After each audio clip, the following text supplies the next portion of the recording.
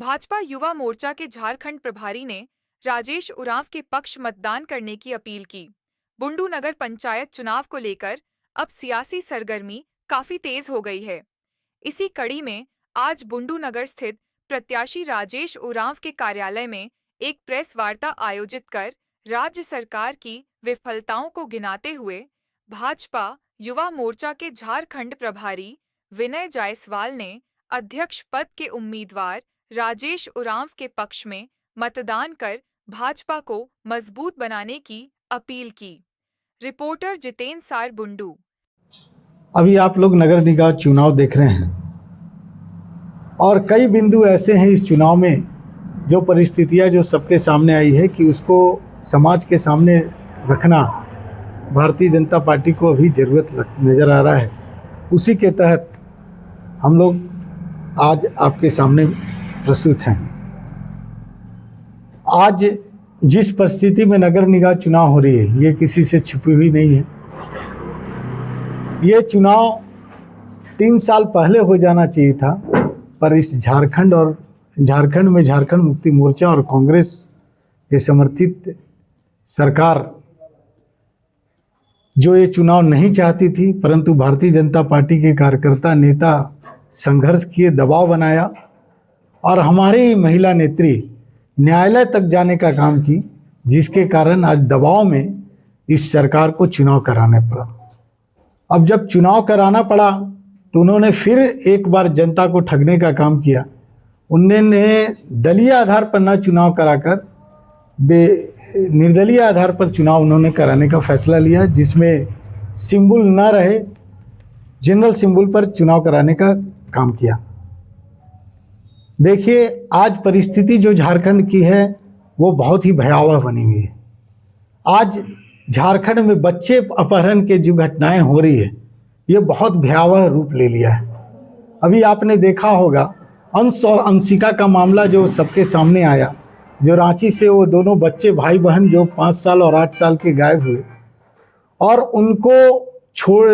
उनको खोजने के लिए भारतीय जनता पार्टी का पूरा कार्यकर्ता, हमारे प्रदेश अध्यक्ष, प्रतिपक्ष के नेता, पूरा कार्यकर्ता पूरा पुलिस पर दबाव बनाया, समाज पे दबाव बनाया और जब पूरा सामाजिक रूप से दबाव बनाया तब उनको पुलिस हरकत में आई और हरकत में आने के बाद उस बच्चे को खोजकर निकाला गया। जब उसका सामने आया मामला तो उसमें भी पता चला कि कुछ पुलिसकर्मी जब उनके माता पिता जाकर पुलिस में एफआईआर कराते हैं तो उनको बोल दिया जाता है बच्चा खेलने गया होगा, उनको खोज लो। 3 दिन के बाद भी जब वो जाते हैं तो एफआईआर नहीं होता है। भारतीय जनता पार्टी का जब कार्यकर्ता वहां जाकर दबाव बनाता है तब एफआईआर होता है, पुलिस उस पर सक्रिय होती है, उसके बाद महीनों के बाद उस बच्चा मिलता है। और ऐसा सिर्फ एक घटना नहीं है, आप जब आंकड़ा देखिएगा तो एनसीआरबी का जो आंकड़ा आया है उससे हजारों बच्चा हर साल झारखंड से बच्चे गायब हो रहे हैं। ये बहुत बड़ा मामला है। और उस समय एक संज्ञान में आया, आप लोग को भी ध्यान में होगा कि जब अंश अंशिका को खोजने का मामला चला तो उसी 1 महीना के अंतराल में लगभग 50 बच्चे पूरे झारखंड के बाहर गायब थे, उनको खोज निकाला गया। तो उसके बाद फिर देखिए निष्क्रियता आ गई, जिसके कारण नहीं हुआ। इसी तरह राजधनवार में 12 वर्ष का बच्चा आयुष 10 फरवरी को गायब हुआ और उसको सबसे बड़ा चीज है कि 16 फरवरी को बच्चा वही था, बगल में उसका किडनैप किया गया था, पर पुलिस के थाना के करीब होने के बावजूद उसको पुलिस नहीं खोज पाई। उसके बाद चतरा का मामला बनता है। चतरा में भी बच्चे गायब हुए, जिसमें पुलिस के निष्क्रियता के कारण हम लोग उसमें नहीं कर पाए, बच्चे उसको खोज कर नहीं ला पाए। और इससे बड़ा आपको मजाक क्या लगेगा, जब 11 साल की निशा टोप्पो जब उस गायब थी और गायब होने के बाद सरकार को जब एफआईआर किया गया, दबाव बनाया गया, आपको आश्चर्य की बात रहेगी 1 सप्ताह पहले सीडब्ल्यूसी के अंदर में वो आ गई थी, मतलब वो सीडब्ल्यूसी के पास थी वो बच्चे, पर इनाम के चक्कर में पुलिस ने लापरवाही किया और 7 दिन तक सीडब्ल्यूसी के बाद रही। उसके बाद जब वहाँ के लोग सक्रियता हुए, नागरिक सक्रिय हुए, तो उसको सामने लाया गया। मतलब पुलिस की निष्क्रियता इसको सामने आपको आती है। आदिवासियों की भी सुरक्षा की जहाँ तक बात है तो आदिवासियों के बच्चों, बिरहोर बच्चों का लगातार गुमशुदगी का मामला आ रहा है, पर इससे सरकार का जू नहीं रेंग रहा। आप बिरहोर के बच्चे लगातार गायब हो रहे हैं और इसको खोजने के लिए लगातार उन पे बात की जा रही है, दबाव बनाया जा रहा है। तो अभी 3 बच्चे बिरहोर के मिले, उसके बाद भी आज कितने बच्चे गायब हैं। मतलब ये एक सिंडिकेट झारखंड में सक्रिय है और सरकार की असफलता के कारण ये सिंडिकेट बच्चे गायब हो रहे हैं। और सिंडिकेट क्या कर रही है कि बच्चों को बाहर लेकर वो लोग चले जा रहे हैं और इस पर सरकार कहीं ना कहीं सम्मिलित है, वैसे लोगों के साथ सम्मिलित है जिसको उनको प्रश्रय दे रही है जो इस सिंडिकेट में लगे हुए हैं। तो हमारी सरकार की इस चीज़ों को सरकार को जवाबदेही लेना चाहिए। उसके अलावा जो स्वास्थ्य का मामला आपके सामने आया कि सरकारी लापरवाही के कारण ये स्वास्थ्य तंत्र जो है वो जानलेवा तंत्र के रूप में ले लिया है। अभी कुछ दिन पहले 5 बच्चों को एड्स संक्रमित ब्लड चढ़ा दिया गया था चाईबासा में, आपको ध्यान में आया होगा, और इसकी जवाबदेही लेने के लिए भी कोई तैयार नहीं।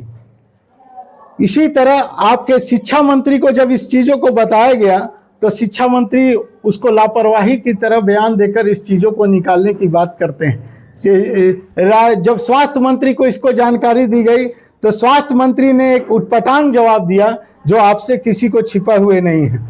कानून व्यवस्था की जहाँ तक बात है, कानून लगातार आप अपराध की दर 2019 के तुलना में 2023 का हम लोग देखते हैं तो 10 से 15% वृद्धि हुई है। और इन्हीं के सरकारी आंकड़ों के द्वारा हम आपको बता रहे हैं कि 10 से 15% से अपराध का मामला बढ़ा है, जो लगभग 6000 मामले इसमें ज़्यादा दर्ज हुए हैं। हत्या का सिलसिला आप देखिए तो लगभग 2021 से 23 के बीच में 1500 अधिक हत्याएं हुए हैं। और अभी आप देखे होंगे पुलिस की वर्दी में बोकारो में डकैती हुई, खलाड़ी में दिन दहाड़े एक व्यवसायी की हत्या की जाती, बीच बाजार में हत्या की जाती है और प्रशासन का जू नहीं रेंगता है। और यहाँ खासकर जो लोग मामला को उठाते हैं किसी वर्ग के हो, भारतीय जनता पार्टी के खासकर जब कार्यकर्ता जब मामला को उठाते हैं तो उनको टारगेट कर उन पर हमला किया जाता है, उनकी हत्या की जाती है। अभी कुछ दिन पहले खूंटी में पढ़ा राजा सोमा मुंडा, घाटशिला में तारापद महतो और पलामू में भाजपा नेता सुमेश सिंह को पर हमला हुआ। और इस जो इनकी सरकारी तंत्र है इसके पोल खोलने के लिए काफ़ी है, क्योंकि इनको मैं इसलिए इस बातों को आपके सामने इंगित कर रहा हूँ। इन लोगों ने पहले सूचना दी हुई थी पुलिस को कि हमारे ऊपर हमला होने वाला है और इन लोगों ने लिखित सूचना भी पुलिस को दी थी। उसके बावजूद पुलिस की निष्क्रियता के कारण ऐसा चीज़ें हो रहा है। तुष्टीकरण की राजनीति जहाँ तक आपने देखा है कि आज जमशेदपुर में ही आज एनआईए के द्वारा 16 आतंकी स्लीपर सेल सक्रिय हैं, एनआईए ने अभी दिया है। और ये शहर के राज्य के बहुत सारे हिस्से में ये सक्रिय हैं। इसको आपको देखने का मामला बनता है। तो ये सरकार कहीं ना कहीं निकम्मी है और ये सरकार कहीं ना कहीं एकदम भ्रष्टाचार में डूबी हुई है। यहाँ बालू चोरी का मामला है, यहाँ आप देखे होंगे अभी जहाँ भी ज़मीन का मामला है, ज़मीन में आप रसीद कटवाने का मामला हो, ज़मीन में सुधार करने का मामला हो, आम जनता एकदम त्रस्त है।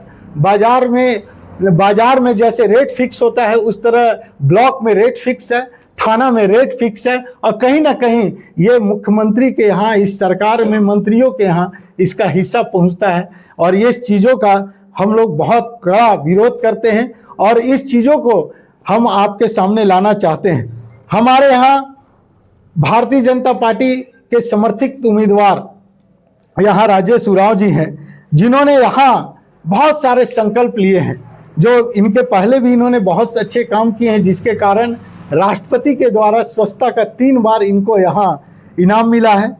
और यहाँ रॉकी सिनेमा हॉल चौड़ीकरण का बात हो, बच्चों के लिए मछली पार्क, बुजुर्गों के लिए पार्क की बात हो, या अभी उन्होंने संकल्प लिया है कि हम अगर चुनाव जीतते हैं तो बुंडू बाजार में टाउन हॉल बनाने का हम निर्माण करेंगे, जो यहाँ के लिए निहायत आवश्यकता है। और एक पानी की व्यवस्था यहाँ बहुत अभी वो पूरा नहीं कर पाई है, तो उन्होंने एक संकल्प लिया है कि कुम्हर टोली में टुंगरी में हम जल मीनार बनाने का हम व्यवस्था करेंगे, और उन्होंने इसके लिए पहले से भी वो पत्राचार सरकार से कर रहे हैं और जल मीनार की व्यवस्था करेंगे जिससे बुंडू के नगर वासियों को इसकी सुविधा मिले। इसके अलावा खेल के लिए यहाँ बहुत अच्छी खेल की संभावना है, तो उन्होंने युवाओं के खेल के लिए एक मल्टीपर्पज़ खेल मैदान और स्टेडियम निर्माण करने का संकल्प लिया है।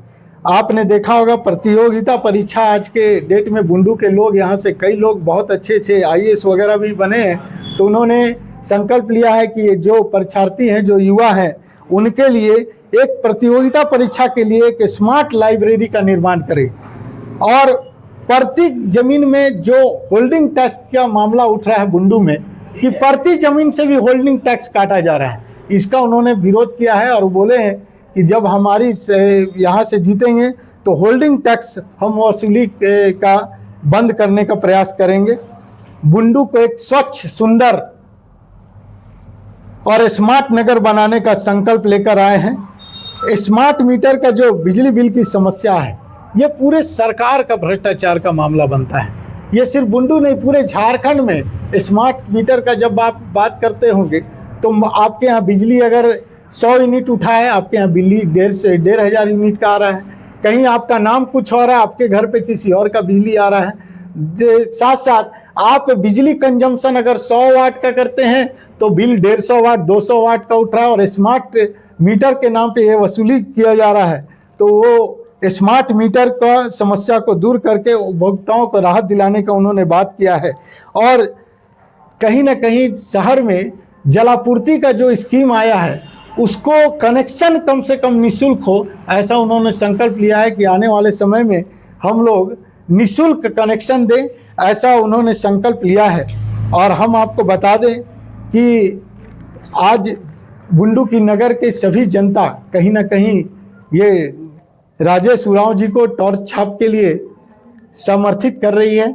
और हम लोग चाहते हैं, जनता से अपील कर रहे हैं आपके माध्यम से, कि ये सरकार, जो बालू चोर सरकार, पत्थर माफिया चोर सरकार, भ्रष्टाचार में लिप्त सरकार को हमको हटाने की आवश्यकता है। और उसको हटाने के लिए हम लोग इस नगर निगम चुनाव में एक अच्छा अवसर सबको प्राप्त है कि जनता से हम लोग आग्रह कर रहे हैं कि आप एकजुट होकर ऐसे विध्वंसियों को, भ्रष्टाचारी से मुक्त कराने का काम इस बुंडू वासियों को कराने का काम ले, और यहाँ राजेश उरांव जी को बैटरी छाप पर मोहर लगाकर विजयी बनाने का काम करें। यही बात आप लोगों से हम कहने के लिए आए थे।